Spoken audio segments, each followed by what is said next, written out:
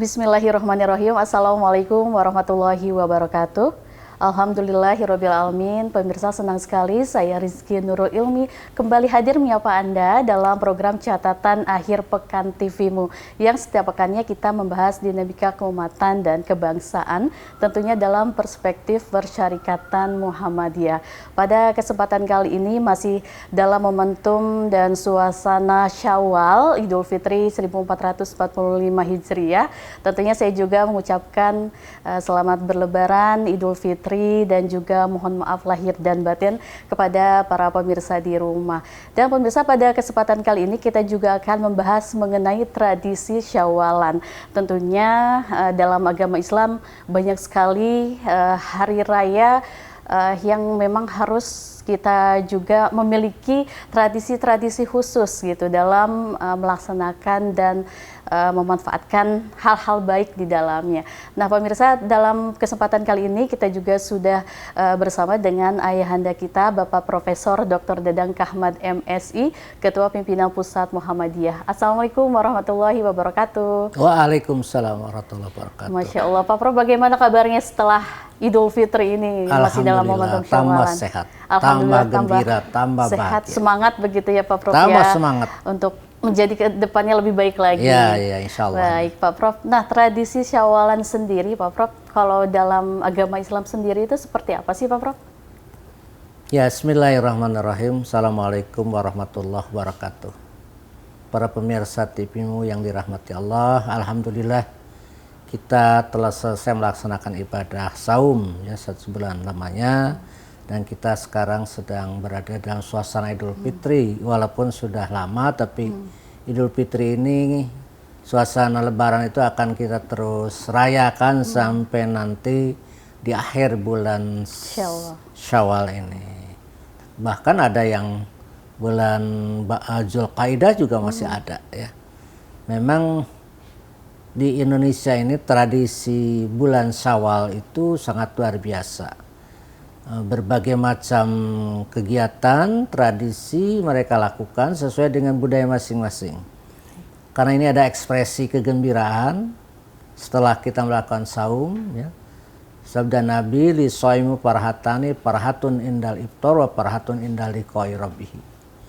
Kata Nabi, bagi orang yang berpuasa itu ada 2 kegembiraan. Kegembiraan ketika buka atau Idul Fitri. Yang kedua, kegembiraan ketika nanti bertemu dengan Allah Subhanahu wa Ta'ala. Untuk itu, kita jangan heran dan jangan juga kita merasa terganggu dengan adanya variasi-variasi ekspresi kegembiraan itu. Ada yang mudik ke kampung halamannya, ada juga yang melakukan tradisi upacara-upacara yang sangat sakral ya. Ada juga mengadakan acara silaturahim ya, dan sebagainya. Acara silaturahim pada Lebaran pun namanya macam-macam. Ada Syawalan, ada juga silaturahim pada Ramadan, ada juga halal bihalal dan lain sebagainya. Itu semua sama dalam rangka bergembira menyambut 1 Syawal 1445 Hijriah. Cuma kalau kita runtut ke ajaran aslinya tidak ada. Sampai hari ini di Saudi tidak ada istilahnya perayaan Idul Fitri terus berlangsung. Di sana itu setelah tanggal 2 itu mereka puasa lagi. Ya. Puasa Syawal yang 6 hari. Tapi di kita kan nggak bisa itu puasa Syawal langsung itu. Biasanya mereka mengadakan dulu upacara kegembiraannya sampai 1 minggu, baru nanti Syawalannya setelah 1 minggu kalau yang mau Syawalan. Nah, itu tradisi lokal kita ya, tradisi Indonesia. Gitu. Baik, karena Betawi juga kalau tidak salah sampai 1 minggu Pak Prof untuk merayakan Hari Raya Idul Fitrinya gitu, karena memang suasananya untuk ya tadi kegembiraan dan juga bagaimana menyambut Idul Fitri begitu ya Pak Prof dengan keberkahan. Pak Prof, berarti kan juga kerja juga menjadi salah satu tradisi gitu ya dalam menjalankan pekerjaan di saat Idul Fitri, karena menjadi ladang amal ibadah ya Pak Prof ya. Ya cuma memang ada ada kisi-kisinya ya. Umpamanya ketika kita merayakan Idul Fitri itu jangan sampai melanggar akidah. jangan sampai melanggar akhlak, jangan sampai juga dianggap sebagai ibadah mahdoh. Akidah umpamanya dalam Idul Fitri itu kita berdatangan ke makam keramat, ya. Lalu di sana itu minta barokahnya kepada mbah, kepada isi kuburan itu. Itu namanya mengganggu akidah kita. Tidak diperkenankan.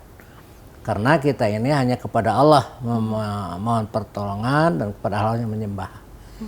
Yang kedua ada tradisi yang kira-kira mengganggu akhlak.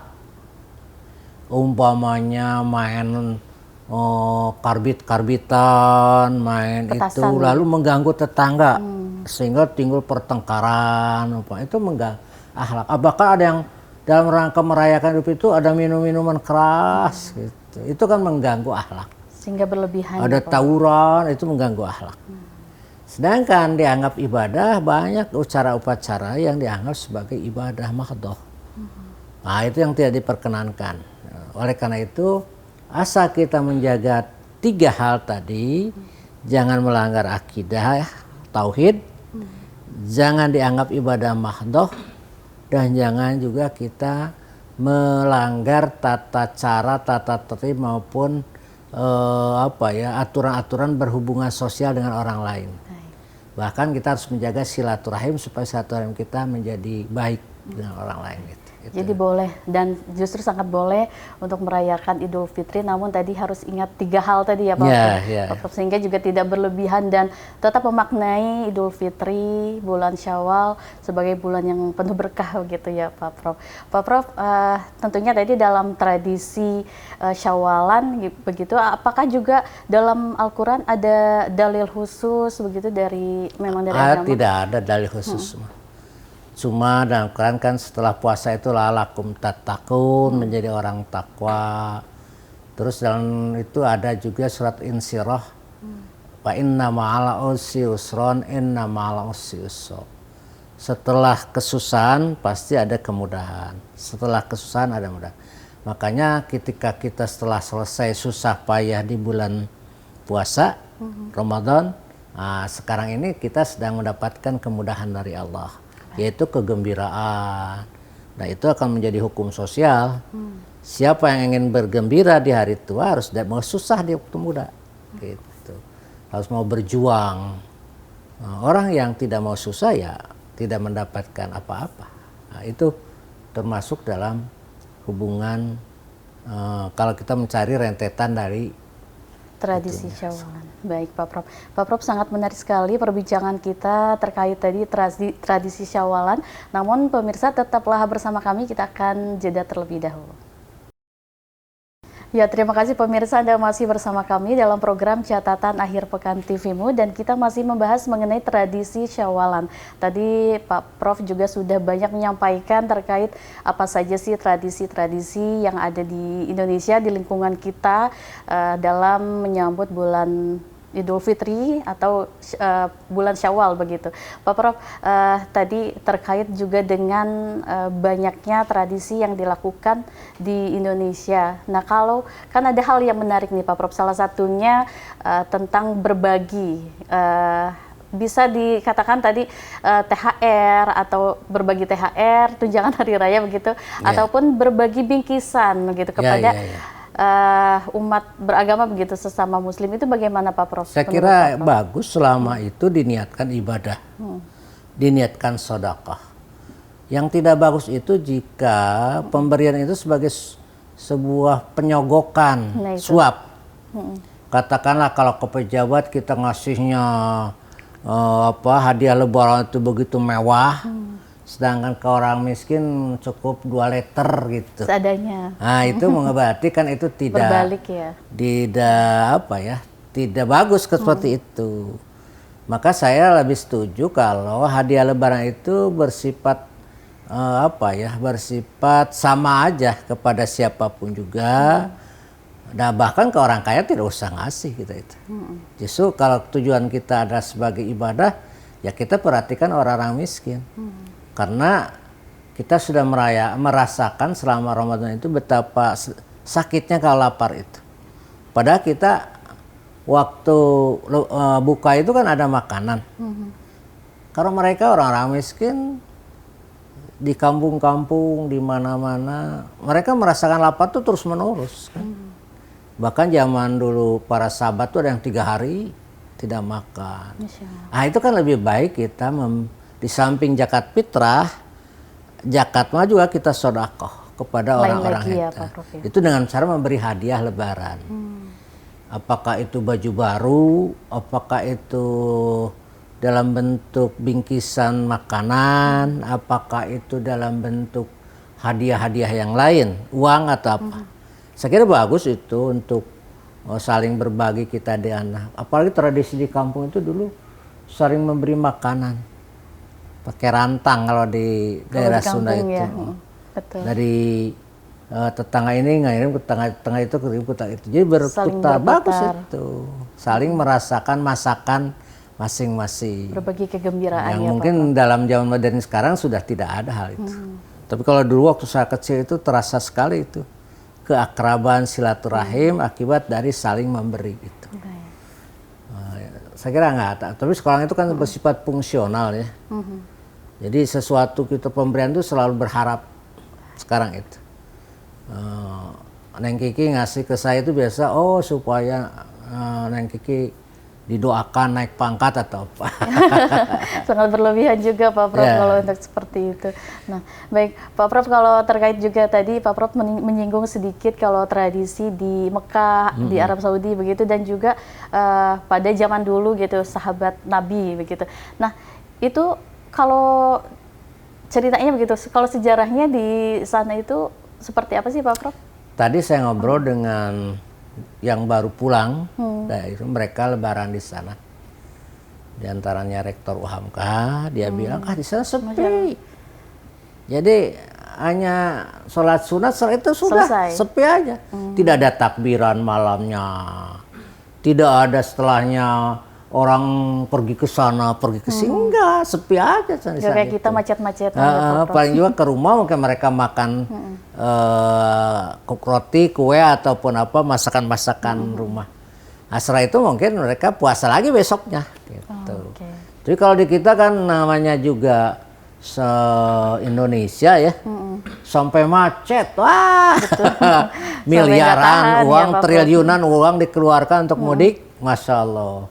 Tapi itu juga tidak apa-apa ya, asal tujuannya tadi mudik itu untuk bersilaturahmi, beribadah, membagi keluarga di kampung, supaya merasakan rezekinya orang kota. Ya kalau begitu semua bagus. Tapi kalau jangan sampai justru mudik itu pamer.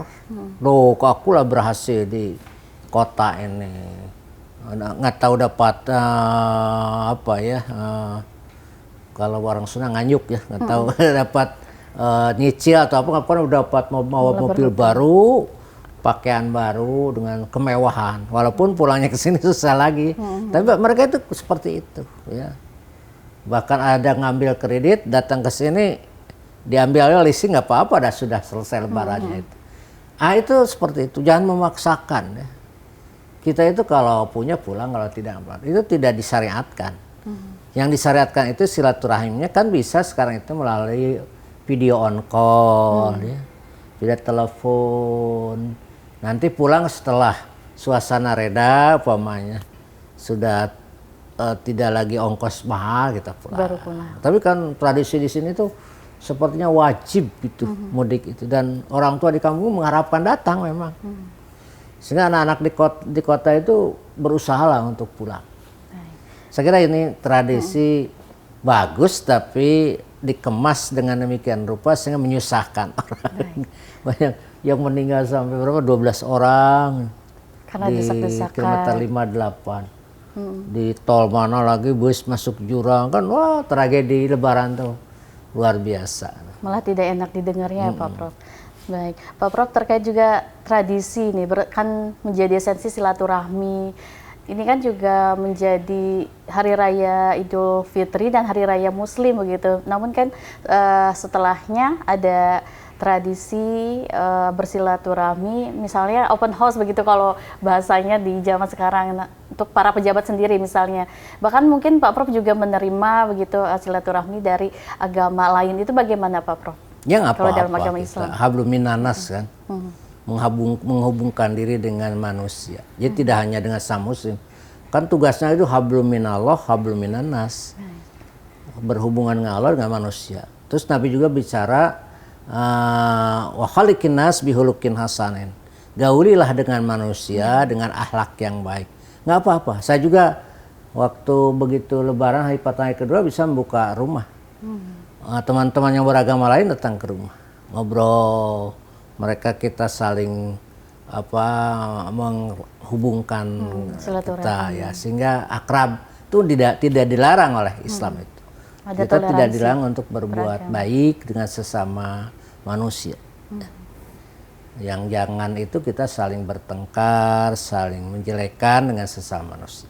Itu. Baik, Masya Allah, tradisi Syawalan juga bukan berarti hanya untuk umat muslim begitu Pak Prof, karena silaturahmi juga tadi ada sisi toleransi agamanya. Baik, Pak Prof, terima kasih atas pencerahannya. Kita jeda terlebih dahulu, pemirsa tetaplah bersama kami dalam catatan akhir pekan TVMU. Ya, terima kasih pemirsa, Anda masih bersama kami dalam program Catatan Akhir Pekan TVMU, dan kita sangat menarik sekali membahas mengenai tradisi Syawalan karena sangat banyak sekali hal-hal yang dilakukan dalam menyambut bulan Syawal ini sampai akhir begitu ya Pak Prof, tadi sudah Pak Prof sampaikan. Nah Pak Prof, kalau terkait dengan tradisi Syawalan sendiri dari Muhammadiyah sendiri, ada nggak himbauan begitu untuk para kadernya, para warga persyarikatan Muhammadiyah dalam menyambut bulan Syawal ini? Ya, Muhammadiyah sejak awal itu juga menyelenggarakan Syawalan. Mereka namakan halal bihalal. Dan halal bihalal itu sudah ada di majalah Suara Muhammadiyah tahun 1924. Nah, jadi sudah ada sebelum orang-orang Indonesia bilang halal bihalal, Suara Muhammadiyah sudah bilang halal bihalal. Artinya pelopor halal bihalal itu Muhammadiyah. Muhammadiyah sendiri ya. Bentuknya adalah seperti kita sekarang, pengajian, terus juga ada konsumsi, bersalaman, seperti itu. Nah, kesininya itu diikuti oleh ormas lain, ya, halal bihalal. Muhammadiyah berganti jadi silaturahim ba'da lebaran. Itu namanya itu, silaturahim ba'da lebaran. Sehingga banyak dipakai, tapi sekarang dihimbau lagi untuk kembali namanya halal bihalal, karena itu adalah merupakan satu peristilahan yang dikenalkan pertama kali oleh Suara Muhammadiyah. Saya kira silahkan, bagus. Bahkan PP Muhammadiyah menyelenggarakan nanti tanggal 24 di UMJ, tanggal 28 di Yogyakarta UMY. Ya, itu bergantian kan ya Pak, menjadi tradisi yang bagus ya. Merekatkan tadi yang sudah pernah retak ya, mendekatkan yang jauh, mengakrabkan yang sudah akrab gitu, itu lebih bagus lagi. Baik. Pak Prof, kalau boleh tahu tradisi Syawalan yang Pak Prof lakukan di rumah itu apa saja Pak Prof? Yang bisa kita ikuti juga. Saya kumpulkan anak cucu saja. Anak cucu hari pertama hari kedua kita sediakan makan makanan. Mereka datang ke rumah seluruhnya. Lalu ya kita ngobrol, tausiah kepada mereka, itu saja. Lalu kalau perlu kita pergi ke sebuah tempat, mungkin di hari keberapa, sama-sama mungkin mengunjungi tempat yang indah. Kalau di Bandung itu biasa di Lembang, di Dago atau di mana. Nah, tadi kemarin saya di Kota Garut, di Cipanas kita berendam lah. Itu aja, itu seperti itu. Tradisi keluarga. Tapi tidak kalau dulu waktu saya muda masih ada orang tua di kampung harus pulang, kayak seorang yang lain aja pulang. Sampai anak saya itu bilang, sampai kapan sih kita bermacet ria begini? Dulu kan belum punya mobil ya, akhirnya kan numpang di tempat umum, wah bersakan gitu malum itu. Ya itu namanya juga lebaran. Jadi kata orang itu kalau tidak macet itu bukan lebaran. Betul. Kalau justru ada tandanya gitu ya. Itu ada dari Bandung ke sini tuh anak supir kita, si Deden 14 jam dari Bandung ke sini. waktu Padahal hari biasa 2 Lebaran atau 3 jam ya. dari Bandung dia ke 14 jam mungkin bawa bayi kecil. Luar biasa memang Lebaran sekarang tuh. Memang artinya juga esensinya ya silaturahmi, bertemu sanak saudara begitu ya Pak Prof, lebih banyak untuk tradisi Syawalnya sendiri. Nah, Pak Prof, kita sudah di penghujung acara, barangkali Pak Prof bisa menyampaikan pesan kepada para pemirsa di rumah terkait dengan pelaksanaan tradisi Syawalan sendiri Pak Prof. Ya, bismillahirrahmanirrahim kepada seluruh kaum muslimin muslimat. Selamat berlebaran, silahkan bergembira berbahagia karena itu hak kita ya untuk berbahagia. Biasanya setelah kita berpuasa, setelah itu berbahagia. Bukan kemenangan ya, intinya bukan kemenangan karena tidak ada yang menang. Perjuangan kita melawan setan itu terus panjang hidup dan setan itu akan menggoda kita terus menerus. Oleh karena itu jangan mengatakan kemenangan. Rasulullah bahkan mendoakan kepada kaum muslimin, taqabbalallahu minna wa minkum, taqabbal ya karim. Semoga Allah menerima ibadah Anda dengan sangat baik gitu. Kalau boleh pakai maaf lahir batin. Tapi sekali lagi tidak ada kemenangan, menang apa? Mau setannya terus menerus, bahkan sekarang itu kalau sudah Syawal tambah luar biasa, kerakusan makan itu setan juga kan? Masih dikendalikan. Terus juga kadang-kadang berlomba-lomba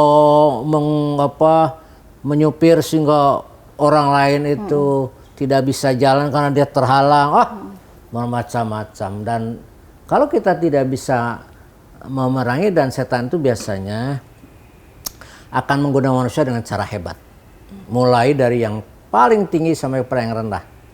Umpamanya, udahlah nggak usah silaturahmi, udah aja di rumah, udah pakai WA, tapi tetap kita silaturahmi, datang ke tengah sana itu. Udahlah ngobrolkan yang lain, bergunjing saja, gibah, fitnah, akan tambah dosa. Kita waktu mau sholat, jangan sholat kamu, udah aja di rumah diam. Tapi tetap kita sholat ke rumah, ke masjid. Sudah Allahu Akbar, melamun, ada lagi ya, itu setan itu terus menggoda kita sampai kapanpun, sampai kan kita lupa rokaat, sampai setelah itu marah kepada orang lain. Itu jadi oleh karena itu sekali lagi mohonlah kepada Allah supaya kita diselamatkan dari godaan setan. Bacalah ta'awud ya sebelum kita melakukan sesuatu ya. Masya Allah, terima kasih Pak Prof atas banyaknya tadi penjelasan dan pencerahan terkait tradisi Syawal. Memang ya esensinya harus kita jalankan dengan baik dan benar agar tidak berlebihan dan sehingga tidak memberikan mudarat kepada sesama juga ya Pak Prof. Ya, terima kasih pemirsa, itu yang bisa kami sampaikan. Semoga bermanfaat juga untuk semuanya, untuk para pemirsa di rumah. Terus saksikan catatan akhir pekan TVMU setiap pekannya hanya di TVMU. Terima kasih. Wassalamualaikum warahmatullahi wabarakatuh.